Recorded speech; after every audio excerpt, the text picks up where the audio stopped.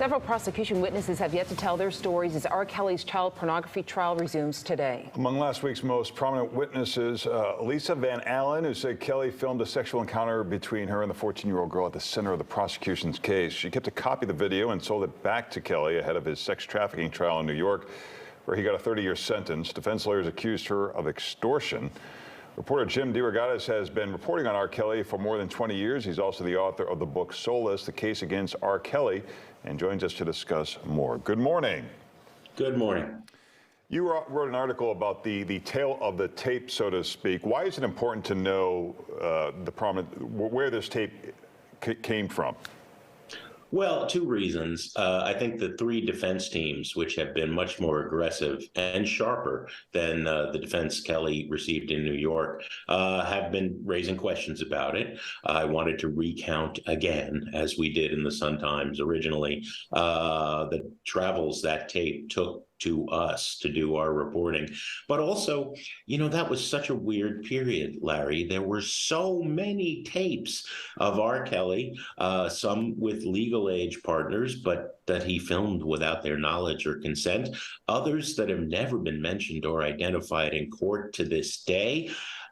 In 1998 to 2002, Chicago was lousy with tapes of R. Kelly committing these alleged crimes. And I think that gets forgotten as the defense drills into the minutia of the specific tapes shown in court. Jurors have seen clips from 17 tapes of Kelly allegedly abusing young girls.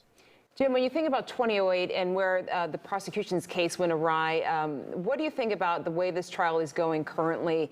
And again, it's hard to believe that 2008 went the way that it did, just because these tapes, as you mentioned, there's so many different pieces of evidence in terms of the videos themselves.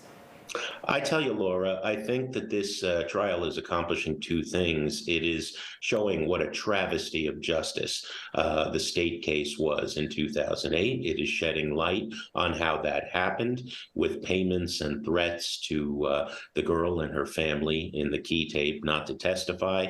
I think the most important testimony we've heard so far came from the girl who was allegedly 14 in that central video, saying, yeah, that was me. And I had sex with Kelly hundreds of times.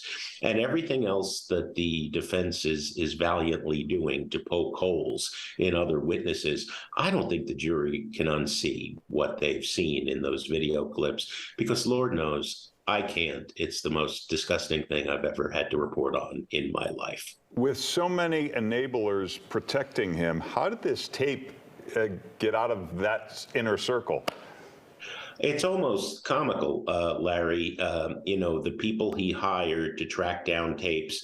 I think that there was a combination of people who were opportunistic, looking to extort Kelly, who were disgusted by his behavior and looking to make these tapes public, who were out for retribution for damage he did to their young underage relatives.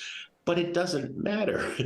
What matters is what's on the tapes. And that's always been nuclear fallout.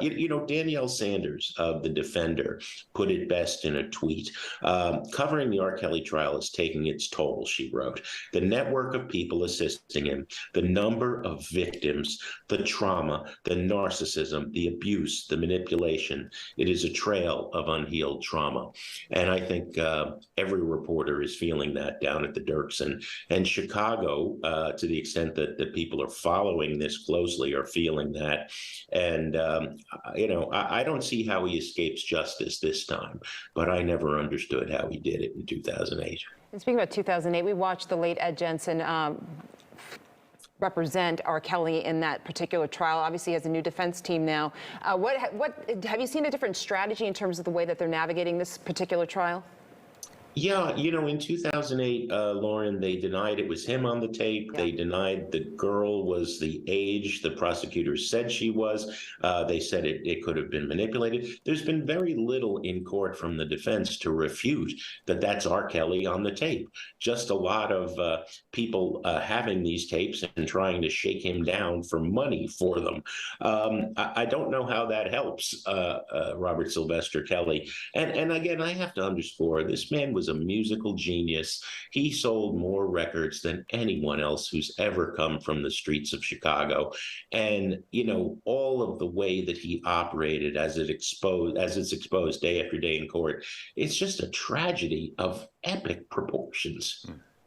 Jim, I always appreciate you talking with us. You can check out Jim's article, R. Kelly Tale of the Tape, now in the Sun-Times. His book is called Soulless, The Case Against R. Kelly, which is now available. Thanks, Jim. You bet.